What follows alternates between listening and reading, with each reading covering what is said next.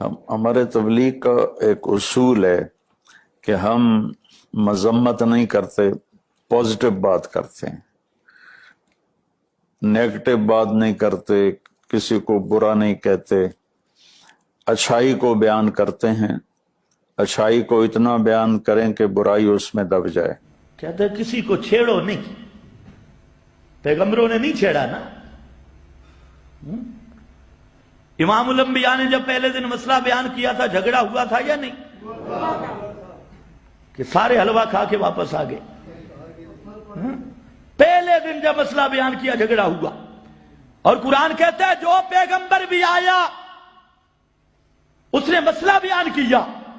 और नबी के मसला कैसे था? इज़ा हुम फरीकान यख्तसिमून।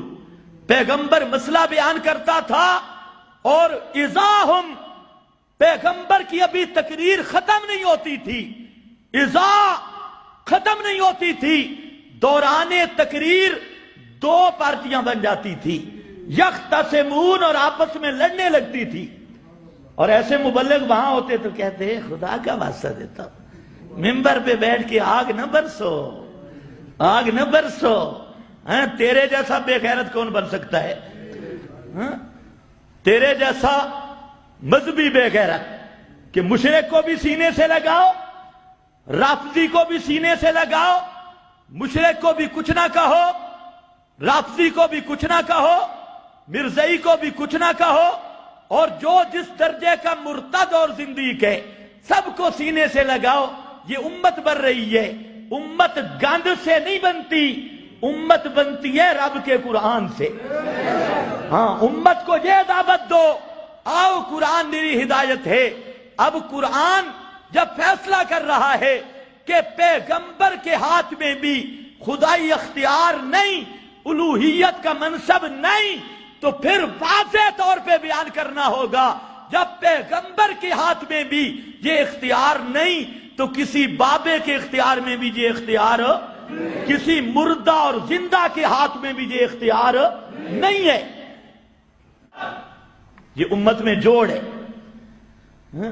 जो अबू बकर सिद्दीक की पगड़ी उछाले उसको सीने से लगाओ, ये उम्मत से जोड़ है। जिसमें सहाबा की गैरत नहीं, सहाबा की मोहब्बत नहीं, और असहाबे रसूल को भौंकने वाले कुत्तों के साथ जो बैठ के उठ बैठता है, खाता है, पीता है, उसको सीने से लगाता है। और इज्जत रसूल पे भौंकने वाले जालिमों के साथ जिसका उठना बैठना, खाना पीना, बिरादरी, जनाजे, नमाजें और उनका एक ही इत्तिहाद है। कुरान कहता है मैं यतबल्लाहुम मिनकुम फहुवा मिनहुम। जो ऐसे बेईमानों के साथ इस तरह का मामला करता है वो उसी तरह का बेईमान है। कहते किसी को छेड़ो नहीं, पैगंबरों ने नहीं छेड़ा ना। इमामुल अंबिया ने जब पहले दिन मसला बयान किया था, झगड़ा हुआ था या नहीं? कि सारे हलवा खा के वापस आ गए। पहले दिन जब मसला बयान किया, झगड़ा हुआ। और कुरान कहता है जो पैगंबर भी आया उसने मसला बयान किया। और नबी के मसला कैसे था? इज़ा हुम फरीकान यख्तसिमून। पैगंबर मसला बयान करता था और इज़ा हुम, पैगंबर की अभी तकरीर खत्म नहीं होती थी, इज़ा खत्म नहीं होती थी, दौराने तकरीर दो पार्टियां बन जाती थी, यख्तसिमून, और आपस में लड़ने लगती थी। और ऐसे मुबल्लिग वहां होते तो कहते खुदा का वास्ता देता हूं, मिंबर पे बैठ के आग न बरसो, आग न बरसो। तेरे जैसा बेगैरत कौन बन सकता है? तेरे जैसा मजहबी बेगैरत कि मुशरिक को भी सीने से लगाओ, राफजी को भी सीने से लगाओ, मुशरिक को भी कुछ ना कहो, राफजी को भी कुछ ना कहो, मिर्जई को भी कुछ ना कहो, और जो जिस दर्जे का मुर्तद और जिंदीक है सबको सीने से लगाओ। ये उम्मत बन रही है। उम्मत गंद से नहीं बनती, उम्मत बनती है रब के कुरान से। हाँ, उम्मत को ये दावत दो, आओ कुरान मेरी हिदायत है।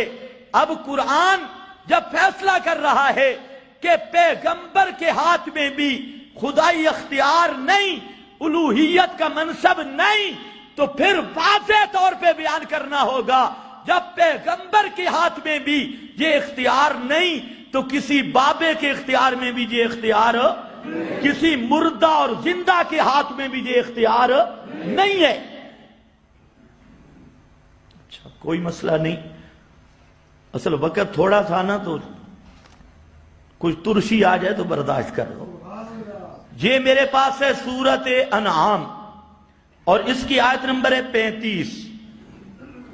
سورت انعام کی آیت نمبر 35، اس میں اللہ رب العزت نے ایک اور مسئلہ بیان کیا۔